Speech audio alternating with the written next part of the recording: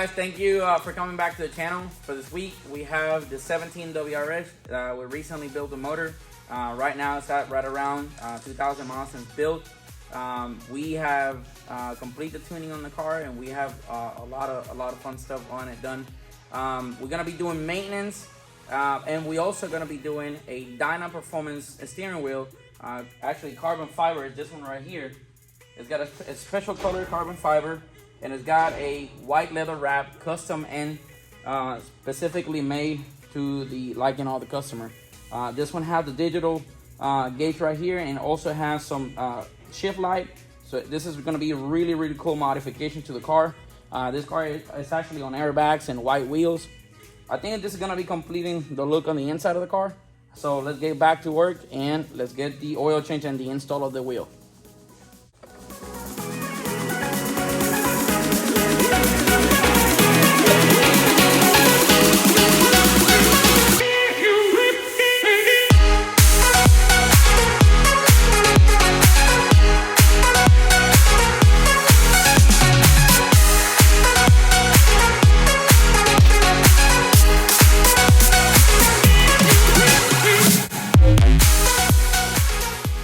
Hey guys, so when it comes to maintenance on built engines, we like to use the MOS anti-friction from Liquid Moly for it.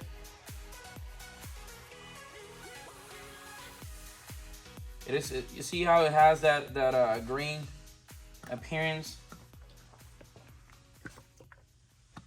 Well,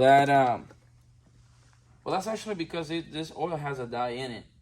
You know, as we maintain the car, if we in the future see on the bottom of the car or on the front where we're working on it, if we see potential leaks or something like that, this oil helps us to find the leak, and that way we can take care of it as soon as possible. Well guys, as I was pouring the oil, you might have noticed that we are running 540 instead of the 530 that the oil cap on the Subaru engine pretty much says all the time. We like to run 540 on all of our engine builds because the way we set up the clearances in the inside of the motor, they're a little bit greater than OEM, and so we like to run a little bit of a thicker oil to fill up the cavities a little bit better. Also, it helps us protect with excessive heat when we're accelerating the car, and even on stock engines that we are pushing a little bit further from the factory limits, we would like to run this stuff. It just always protect a little bit better when it's hot. We always go with OEM manufacturer. I believe that the OEM filters on literally any manufacturer is gonna be always the best option, the best way to go. It is affordable, it cleans very well, and always fit the best. I've seen in the past, I've been working on cars for a long time, and I've seen in the past that the seal on some of the aftermarket oil filters are not always the best, and they tend to have, you know, problems sealing and whatnot. So we like to use this one. This one has a seal that is grooved into the metal itself, and it's very compact, very smooth and slick, and it looks really nice on the car.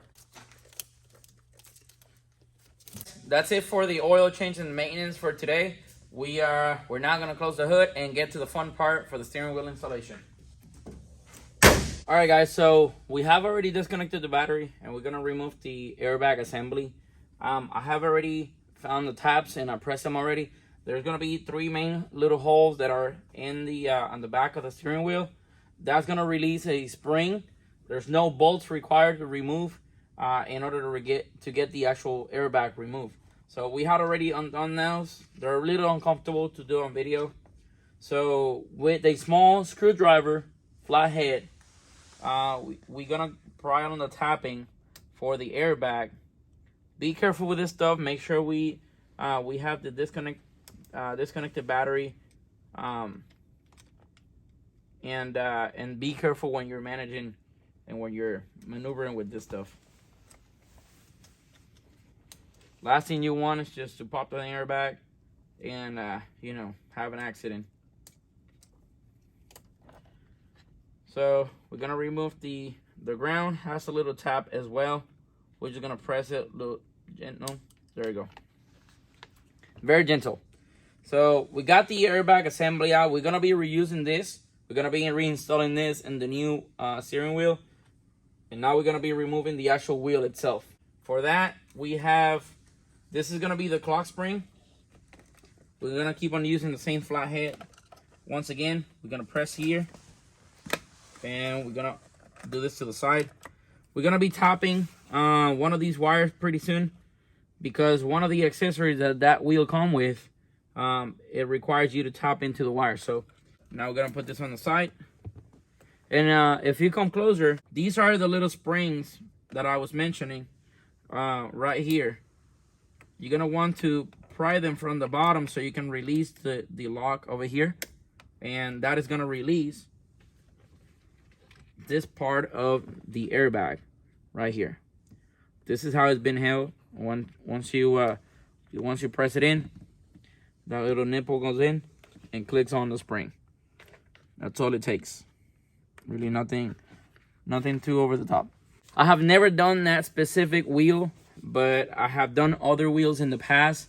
Actually, Subaru also sells an option if you do want to upgrade your wheel. And at the dealership, when I used to work at the dealer, we did a lot of wheels replacement for people. So I already know the size of the socket is going to be a 17. And this is the way I do it. Break it loose, and we get it all the way out by hand, and we're gonna put it right back on, and we're gonna count 1, 2,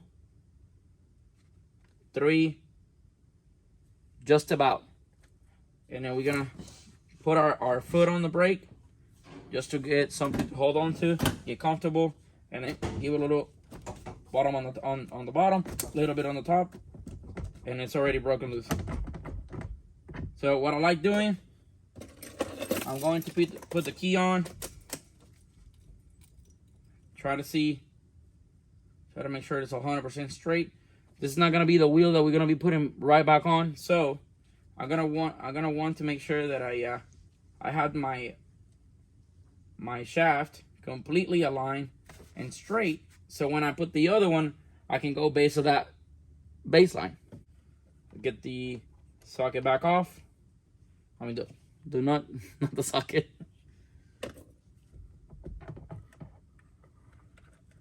And be careful with the airbag wires. Okay, I'm gonna place this here. All right, guys, so this is really important. This is the clock spring, and this cannot spin out of place. If it does, you're gonna end up going way too much to one side or the other, and there are chances of you turning the wheel when you put everything back on and breaking the clock spring in the inside, and then you lose your airbag connection, and then you're gonna lose your horn connection, and that sucks. The light that we're using on the background died, so we had to get another one. But what I was trying to say is that we really need to pay attention to the clock spring. We don't want to break it. We don't want to get it out of alignment, because otherwise it's going to be way more money to spend for no reason. So make sure that you are, I like to put a little piece of tape. In this case, I'm just going to leave it hanging right there. Nobody's going to be coming over here and messing with this whatsoever. It's only going to be me. So we're going to go outside. We're going to go to the table, and we're going to lay down the instructions on the new one.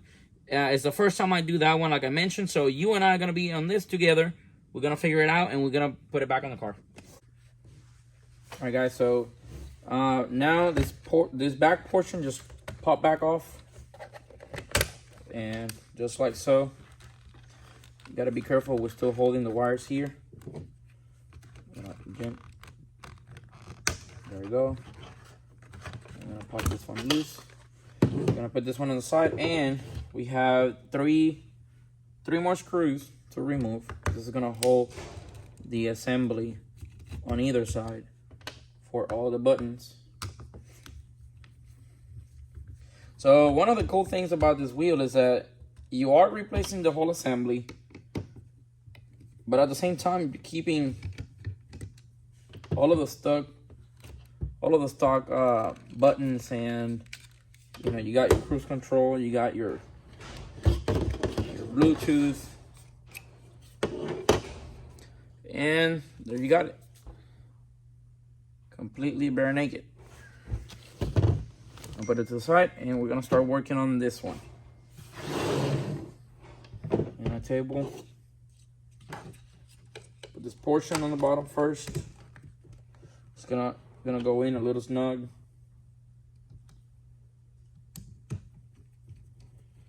Try not to use powered tools for these, because you run the chance of damaging the plastic threads. That's never fun.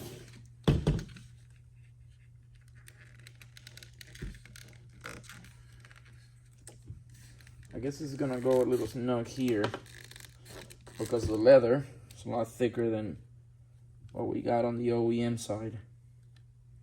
But I really like this stuff. I really like this wheel. I think the fitment on the wires is nice. I like the way they kind of made a little channel for this portion right here for the wire to go in. You know, when you're adding more wiring to the car, I'm always hesitant to see where the wires are gonna go, where you're gonna route them, because if you end up, you know, pinching them or something, then you're gonna end up having problems in the future. All right, those are placed. I'm gonna flip it back on, and we're going to put the screw back on. Again, by hand, a little bit of tight. The other side.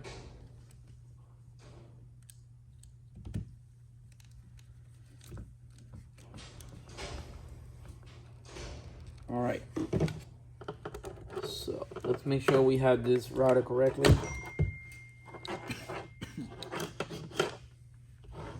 And now I'm ready to put this cover back on.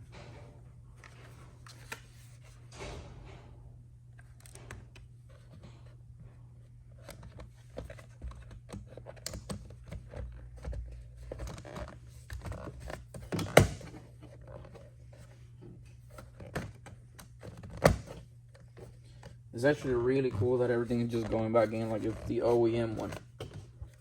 I'm very, very excited to see, you know, another company that can do this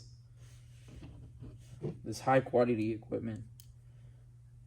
I mean, think about it. The steering wheel is definitely one of those things that you have to come in contact whether you like it or not. And how nice is to have a steering wheel that you really enjoy and it looks so awesome. Well, guys, so back in the car, we do have the DYNAPerformance Brainbox. This is gonna be the unit that control all the activity going on the LEDs, and so is the screen. This is gonna be the interface in between the car and the wheel itself. This is gonna be connected to the OBD connector. This is the little main harness for the actual Brainbox. Next portion of the harness, this one connects right to the OBD port. And what is really cool about this piece of the harness is that this will go right into your OEM slot that goes into the underneath the dash. This portion right here is going to be the one that connects right here, and then this right here on the box. This cable right here on WRXs and STIs, most likely you're going to want to use this cable. This is going to be a power booster. And a few minutes back off camera, we were utilizing one of our favorite tools. When working on electrical, we want to utilize something like this. Is the Power Pro. I've been having for a long time. The Power Pro 3. Not sponsored by them or anything, but on anything related to electrical work, we use this. It helps us to identify a source of power, source of ground, and things of that nature. And we also read the amount of voltage that we're having at a specific cable. On this one, in the instructions says that you have to get into this one with the red wire. The blue one, in this case, we don't really have to use it because we're going to be powering the red one with the horn wire. But also, the amount of amperage and voltage that goes through here is not quite exactly what you need to run the whole equipment. So this one, it's the one wire that you're going to be tapping on the harness in the dash, behind the clock spring, to kind of boost up and power up the unit a little bit better. So with this one being installed, everything should be working perfectly fine. The Brainbox is gonna detect when the car is up and running. It's gonna wake up as soon as it reads RPM through the OBD and the CAN bus, and it's gonna do all the work on its own. There's no extra labor that needs to be done. It's very, very simple. It looks a little bit more complicated than it really is, but it's not. It's very, very simple. It's a straightforward installation. We're gonna be completing the installation here on the airbag unit. We're gonna get this wired together with the horn, and then we complete the airbags, and we're gonna go underneath the car. We might get it off the bay. We're in the bay because we're doing the service. We're gonna get it off the bay so we can open the door a little bit better and work underneath the car a little bit more comfortable. And then I'm gonna get the camera down there to show you guys what gonna be the wire that I'm gonna be tapping into in order to get the booster to power up this one a little bit better. All right, guys. So on the WRX, at least on this generation, so this wire could become a little too short. We're going to extend it by using this one right here. I have already adapted the little connector, so I'm just gonna eyeball it right here. I'm gonna cut right here. We're gonna use this butt connector, but this one is kind of special because this one has a hitch ring built into it. It's really nice. We're gonna go ahead and use our tool to kind of expose some wire. Well, this rod is really thin, so I'm gonna have to use a little old trick. Let's get a new piece. And there you go. A little cable exposed. I like to bend the little edge of it so it makes it a little bit thicker when I crimp it with the plier. And I'm gonna put it right here, a little tight and snug. And I'm gonna go into the metal part with my tool, and I'm gonna squeeze the little connection right there. There you go, like so. It's all tight right there, all secure. And now we have already connected the two. This is the power source on the horn, and this is the power that is needed to be connected for the LEDs. And we're gonna go in it. Same tool, once again, same technique. Just crimp it and double check this tight. Right, this step is really important. I'm gonna use a lighter. Be careful because you don't want to cause a fire. But we're gonna use this to heat up the heat shrink, I should say. See if I can put it comfortable for the camera. See, this connector right there. Okay. And we're going to apply just a little bit of heat, and you go uniform side to side and rotate the lighter or the wire a little bit better until you can see the heat shrink on this side is already done, and that one is almost there. All right, there you go. Not too hot. What is really cool about this one is that it's also what is called a weatherproof. So what it's gonna do is just gonna have a little glue inside that as it melts down or it kind of shrinks into the wire, it just dissipates that, or it just kind of squeeze that glue in between the actual insulation and the wire, and secures it even more. So it's a very, very nice fitment right there. This is where we want it. I'm gonna connect this back on.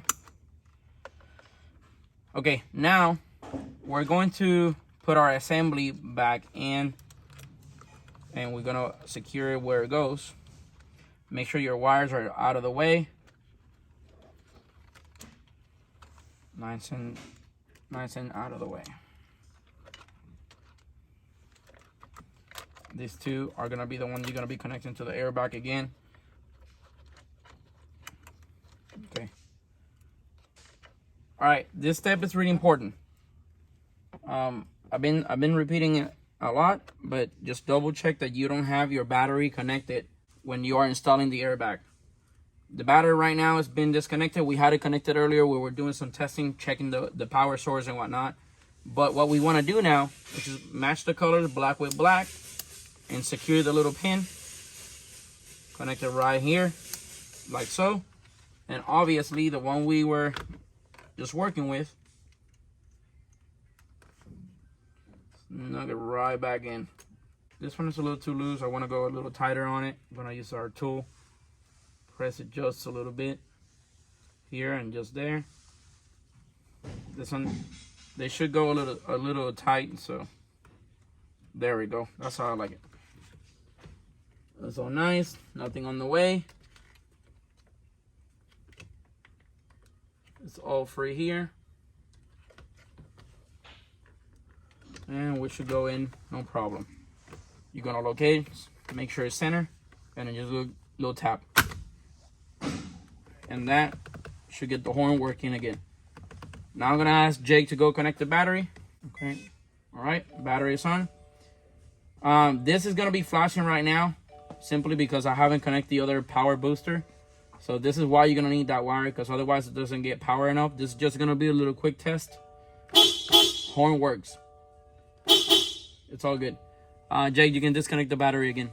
All right, so now I'm gonna get the car down off the lift, and we're gonna move forward. We're gonna connect the brain box, this one right here, and we're gonna be connecting the booster cable, or the wire I should say, back tapping into the horn wire, and it should work.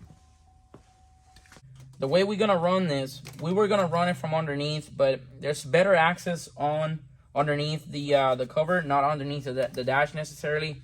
There is access underneath the dash, but there's a lot more work involved. And we decided to just do it underneath the clock spring. The clock spring has the harness that connects to it, and it's gonna be right behind the wheel. For those of you guys that watched the video completely before doing the installation, not as you go, you can also do it while you have the wheel removed, but you don't necessarily have to do it that way. It's easy. On this one, you're gonna need the key to be on position with the battery being disconnected. Again, we don't want to cause any fire or anything. We're just gonna twist the wheel this way. This is where your Phillips screwdriver is gonna come handy. And then there's 2 screws behind the wheel that you're gonna have to get undone. Get the one on this side as well. This little screw ever come out? Oh, there you go. Put this right here. Okay, and now you put a center, and then you remove the key, because now you want to expose this wire, this cover.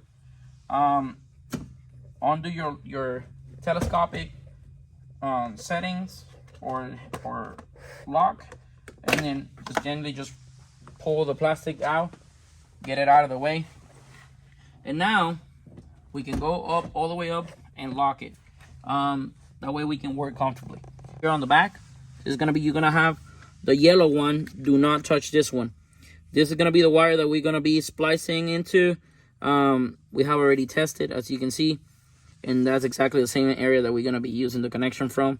But this harness right here is the one that you're gonna want to work with. It's right behind the wheel, right underneath the whole assembly, and then right next to the airbag harness. So what we're gonna do now is we're gonna put our connector, and since we already identified the wire, we're gonna do this. We're just gonna use the same area where we're in.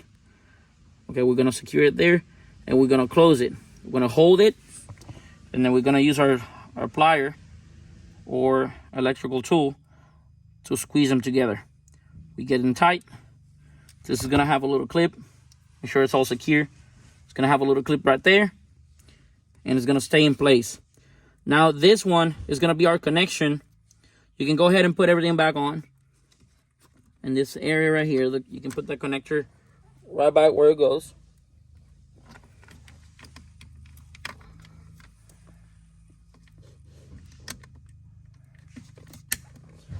Like so. Okay, and this one, so it's already exposed for us to work with. Then again, we're gonna have the cover covering everything and looking really nice. But this is the wire that we're gonna be using. We had already connected to the main harness for the OBD. So what we're gonna do is we're gonna run it from here on the back, and we're gonna bring it to us this way. We had already tested and everything, and it works. So this is what we're gonna do now. We're gonna give it a new contact. All right, guys. So I have my wire through here, through the dash on the bottom, and just like before, we're gonna expose the wire, and we're gonna you know, get that little bend over there that I like to do, and we're gonna see our wire going through the connector. We're gonna use our tool, and I like it this way, and we're gonna squeeze it again. That's gonna secure our wire. This one doesn't have the heat shrink. It's just a regular one. It's gonna be underneath and covered with everything. So now I'm gonna connect it right here. It's gonna be a little tight fit, and I'm gonna want to. There we go. We're gonna use our first zip tie.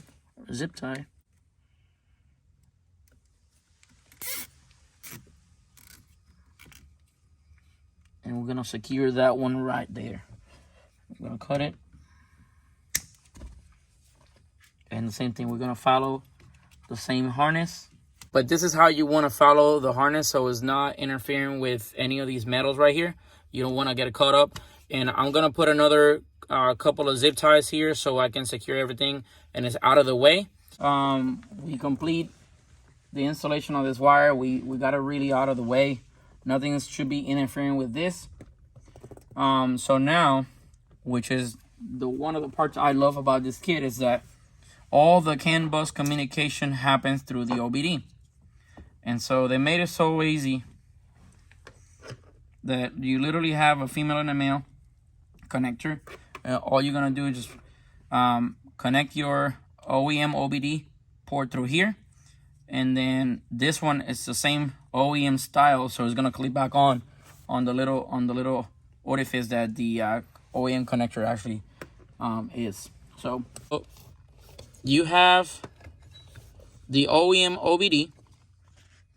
It goes in this hole right here,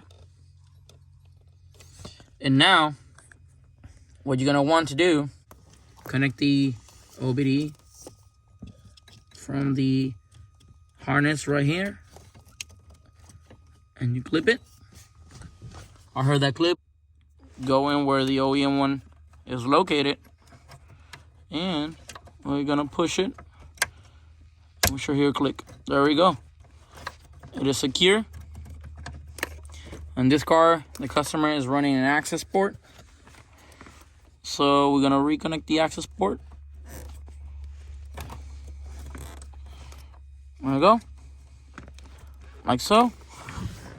Yeah, it's all the way in. And I like it because it's very, very secure.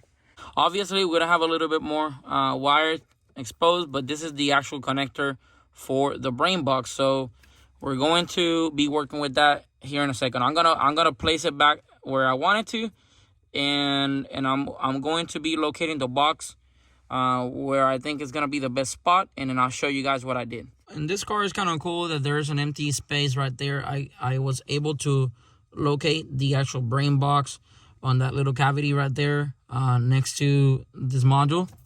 I believe that's a part of the BIU. So that is where I want it to be, and it's gonna be very, very secure. It's pretty tight right in there. The fitment is amazing, and now the little bit of wire that I have, I'm just gonna put a zip tie and finish the look of it. Cross your fingers, but if everything was installed correctly, it should work. So let's give it a try, and let's see this baby. This is gonna be a beautiful moment.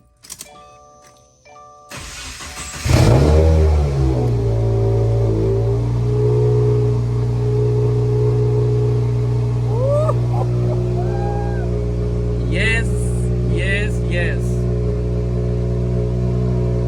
All right, guys. So it takes a second to come in. Once the box, it's like I mentioned earlier, once the box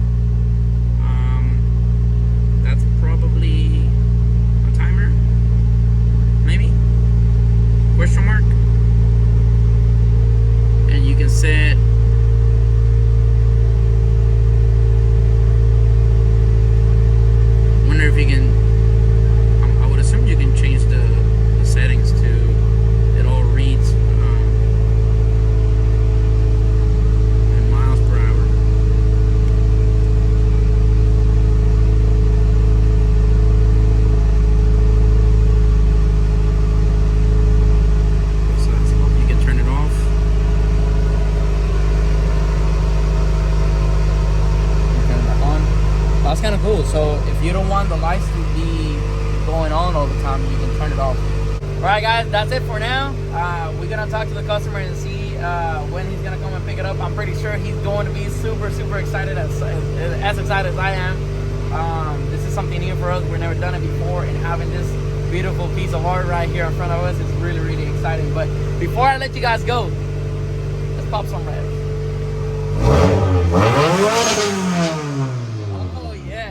Oh yeah, look at that. Look at that. That's nice. That's very nice. Well, stay tuned. We're gonna have another video coming up next week. I'll see you guys next.